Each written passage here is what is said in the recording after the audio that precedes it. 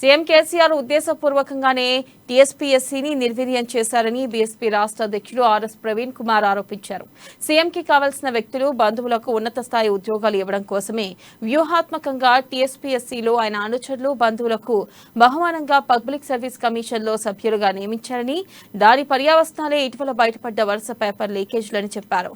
రాజ్యాంగాన్ని రద్దు చేయాలన్న కేసీఆర్ కు రాజ్యాంగబద్ధ సంస్థలపై ఏమాత్రం నమ్మకం లేదని ట్విట్టర్ వేదికగా విమర్శించారు.